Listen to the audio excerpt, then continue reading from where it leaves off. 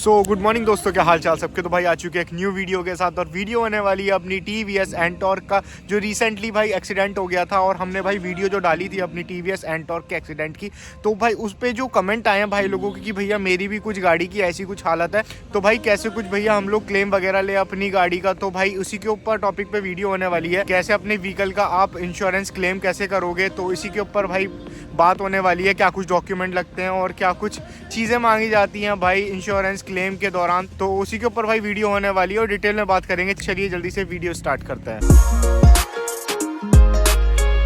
हाँ जी भाई, तो मैं अपनी बता देता हूँ, जैसे कि भाई मेरे को क्या कुछ एक्सपीरियंस था और क्या कुछ चीज़ें भाई मेरी इंश्योरेंस क्लेम के टाइम पे। तो भाई सबसे पहले मैं बता देता हूँ, 21 को मेरा एक्सीडेंट हुआ था और नेक्स्ट डे मैं अपनी एंटॉर्क को लेके गया था भाई सर्विस सेंटर। और उसके बाद लेने के तुरंत बाद भाई जो भी क्लेम कराते हैं उनको मैंने दिखाया। उन्होंने फ़ोटो वगैरह क्लिक करके सारा जो भी प्रोसीजर होता है, उनका एक फॉर्म होता है, वो क्लिक करके और उन्होंने बताया कि भैया वैसे तो आपका दोनों साइड ही डैमेज थे अपनी एंटॉर्क के, बट हुआ क्या कि उन्होंने बताया कि भैया आपका जो है वो एक साइड ही क्लेम होता है। तो मैंने कहा ठीक है भैया, जो भी मैक्सिमम जो पार्ट हैं जो हमारे राइट साइड ही हुए हैं, तो उसी का ही क्लेम हुआ था मेरा वाला। और मैं बता देता हूँ क्या कुछ डॉक्यूमेंट लगे थे। सबसे पहले तो आपको RC की फ़ोटो स्टेट देनी होती है ना। और दूसरा आपको ड्राइविंग लाइसेंस, जो भी चला रहा होगा, ज़रूरी नहीं है जिसके नाम पे हो वो, जो भी चला रहा था उसका ड्राइविंग लाइसेंस। दूसरा आपका इंश्योरेंस की फ़ोटो स्टेट। और भाई सेल्फ अटैच्ड होते हैं जिनके नाम पे गाड़ी है, उनका सेल्फ अटैच्ड जो होते हैं वो डॉक्यूमेंट लगते हैं उसमें। और वो लेने के बाद उन्होंने भाई मेरे को एक स्लिप दे दी थी, जो कि गेट पास होता है बेसिकली। जब आपको हैंड ओवर करी जाएगी गाड़ी, तो उस टाइम आपको स्लिप वो देनी होती है दोबारा से रिटर्न में। तो इस टाइम पे हुआ क्या था, उसके बाद मैं दे के उनको आ गया था ये सारे डॉक्यूमेंट। और उसके बाद मेरे को थोड़े दिन बाद मेरे को कॉल आती है, लगभग 2-3 दिन बाद, कि भैया वहाँ पे जो मेरे को सेम, उन्होंने ऑलरेडी मेरे को वैसे बता दिया था पहले कि आपको फ़ोटो वगैरह लगेंगे और वीडियो भी लगेगी सेम प्लेस की जहाँ पे आपका एक्सीडेंट हुआ था। तो भैया मैंने जो है उनको वो फ़ोटो वगैरह दे दिए थे, वो जो सेम प्लेस के जहाँ पे एक्सीडेंट वाला प्लेस होता है, वहाँ पे आपको 6-7 फ़ोटो देने पड़ेंगे अलग अलग एंगल से। एक छोटी सी वीडियो बनानी पड़ेगी जिससे कि आप अपना बता पाओ कि भैया ये यहाँ पे ये हुआ था और ऐसे कुछ हुआ था, ठीक है। उसके बाद जब आप बता देते हो, आप वो सेंड कर देते हो, उसके बाद मेरे को एक बार और कॉल आया था कि भैया आपको जो है वो आपको टाइमलाइन देना पड़ेगा, गूगल की जो टाइमलाइन होती है बेसिकली, कि आप वहाँ पे थे भी या नहीं। आप ऐसे तो ज़बरदस्ती तो क्लेम नहीं ले रहे हो, कि भाई वो एक लंबा प्रोसीजर रहता है, तो वो भी पूरा एक क्लेरिफाई करके रखते हैं कि भाई कोई फेक क्लेम वगैरह तो नहीं ले रहा है, इसलिए। तो भाई वो भी मैंने सेंड किया। उसके बाद आपको एक ID का वो भी देना पड़ता है कि सेम आपकी ID है ना, जो आपने टाइमलाइन का जो आपने टाइमलाइन भेजी है वो सेम आप ही के ही Gmail से लॉगिन थी ना, तो वो भी आपको एक सेंड करना पड़ता है स्क्रीनशॉट लेके। उसके बाद जब मैंने वो सेंड करी तो उनको ओके लगा कि हाँ भैया ठीक है। और उसके बाद उन्होंने भाई मेरे से कुछ नहीं मांगा। उसके बाद होता क्या है, तो भाई अप्रूवल में भी काफ़ी टाइम लगता है, 15 दिन के आसपास अप्रूवल में लग गए थे। कुछ नहीं हुआ था अपनी एंटॉर्क में, कुछ भी नहीं हुआ था। अप्रूवल हो गया हमारी क्लेम का। अप्रूव्ड होने के बाद भाई मेरे पास कॉल आती है भाई की कि भैया देख लो ये पार्ट आपके अप्रूव हुए हैं। जो मैक्सिमम आपके पार्ट्स थे वो थे हमारे भाई राइट हैंड के।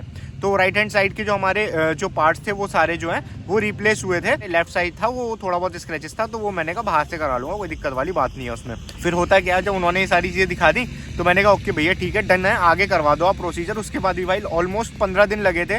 1 महीने के अंदर अंदर मेरे को गाड़ी मिल गई थी, 2 दिन बाकी थे। 1 मंथ में मेरे को अपनी TVS एंटॉर्क मिली। और ऐसे ही सेम जो मेरा इंश्योरेंस था वो भाई टाटा एक का था, तो टाटा एक का कोलैब रहता है TVS से। तो TVS से ही मैंने जो है अपना एक बार इंश्योरेंस, मेरा जो फर्स्ट पार्टी का जो मैंने लिया था, फर्स्ट पार्टी का था बेसिकली।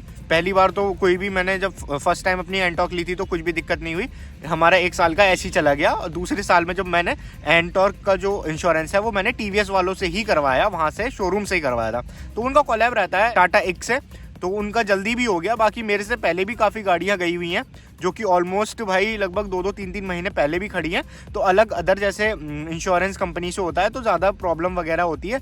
तो मेरे हिसाब से अगर भाई आप लोग कोई भी देख रहा हो और कोई भी नई गाड़ी लेने की सोच रहा है, और अगर आपका नेक्स्ट ईयर आपका जो है वो इंश्योरेंस एक्सपायर हो जाता है, तो आप भाई जो है चाहे भाई 2-4 रुपये, 100 रुपये, 500 रुपये महंगा भी हो रहा है, तो आप जो है वो अपना सर्विस सेंटर से ही करवाओ, अपने जो भी आपका शोरूम है वहीं से ही करवाओ। उससे होता है क्या, अगर जैसे कभी आपको क्लेम भी लेना होता है तो जल्दी जल्दी हो जाता है काम। मैं ये इसलिए क्यों बता रहा हूँ, क्योंकि मेरे से पहले भी आई हुई गाड़ियाँ जो थी काफ़ी गंदी कंडीशन में थी बेसिकली, तो उनका भी क्या हुआ था, उनके साथ भी यही वाली चीज़ हुई थी। 2-2 3-3 महीने से खड़ी थी, अप्रूव्ड ही नहीं हुआ था उनका क्लेम। तो ये वाली चीज़ें हैं। तो बाकी ये सारी कुछ चीज़ें थी भाई डिटेल्ड में, जो कि भाई मैंने फेस करी, और मैंने भाई कई बार फ़ोन करे भैया को, कोऑपरेट कर रहे थे अच्छे से, और भाई मैंने काफ़ी कॉल वगैरह करी भैया से, अपडेट लेता रहता था मैं, और वो बताते रहते थे कि भैया ये हो रहा है, ये हो रहा है, ये हो रहा है, टाइम लगेगा 6-7 दिन का, ये जो भी है। उसके बाद भाई मेरे पास आई वहाँ से कॉल TVS वालों से कि भैया आपकी गाड़ी रेडी हो गई है, आके ले जाइए। तो उस टाइम तो भाई मतलब खुश हो गया, मैंने कहा यार चलो भाई अपनी एंटॉर्क आ गई वापस, क्योंकि इससे भाई अलग ही प्यार है अपनी एंटॉर्क से मुझे। दूसरी बात होती क्या है, फिर जैसे ही मैं वहाँ पे गया, सबसे पहले तो मैंने सारी चीज़ें देखी, सारी चीज़ें ओके हैं, बढ़िया हैं, ठीक है। 1-2 चीज़ें वो ऊपर नीचे थी, वो मैंने वहाँ पे कराई। उसके बाद भाई मैं सीधा काउंटर पे गया, बिलिंग कराई। बिलिंग बेसिकली इंश्योरेंस था, वो तो वो इंश्योरेंस वालों ने निपटा दिया था, जो भी बिलिंग थी। मैं बिल का फोटो भी लगा दूंगा यहाँ पे, आप देख लेना। ये रहा बिल, ये कुछ था भाई बिल अपना, जो भी हमारा अपनी एंटॉर्क में लगा है ना। तो उसके बाद आपने जो सबसे शुरू में जो हमें गेट पास दिया था, एक स्लिप सी दी थी, वो मैंने दी। और उसके बाद आपको एक फाइल चार्ज देना होता है 300 रुपीज़ का। वो 300 रुपीज़ देने के बाद भाई मैं हो गया फ्री, वहाँ से मैं ले आया अपनी एंटॉर्क को। तो ये भाई ये कुछ हमारी डिटेल्ड में वीडियो थी अपनी इंश्योरेंस क्लेम्ड के ऊपर, बेसिकली कि कैसे कुछ इंश्योरेंस क्लेम होता है और क्या कुछ डॉक्यूमेंट लगते हैं अपनी कोई भी गाड़ी में, है ना, इंश्योरेंस क्लेम के लिए बेसिकली। और अगर कोई भी पार्ट वगैरह मेरे से मिसिंग हो गया हो, या कोई भी टॉपिक मेरे से मिसिंग रह गया हो जो आपको पता होगा, तो भाई कमेंट में बता देना। वैसे तो मेरे हिसाब से मैंने सारी चीज़ें आपको डिटेल्ड में सही से बता दी है, क्योंकि जो मेरे साथ हुआ मैं बेसिकली अपना ही एक्सपीरियंस शेयर किया, और क्या कुछ चीज़ें मेरे को लगी, मेरे साथ हुई, तो वो चीज़ें मैंने आपको बता दी। और अगर वीडियो अच्छी लगी हो, इन्फॉर्मेटिव लगी हो, तो do like, comment and share और सब्सक्राइब द चैनल। और नए हो तो भाई सब्सक्राइब कर लेना, आपके भाई का ही चैनल है रमन सागर व्लॉग्स। तो मिलते हैं ऐसी किसी और वीडियो में। Till then bye bye, safe riding, okay. थोड़ा पापी मैं गाली देता काफी, पर जिंदगी में बढ़ने के लिए कभी न चाटी।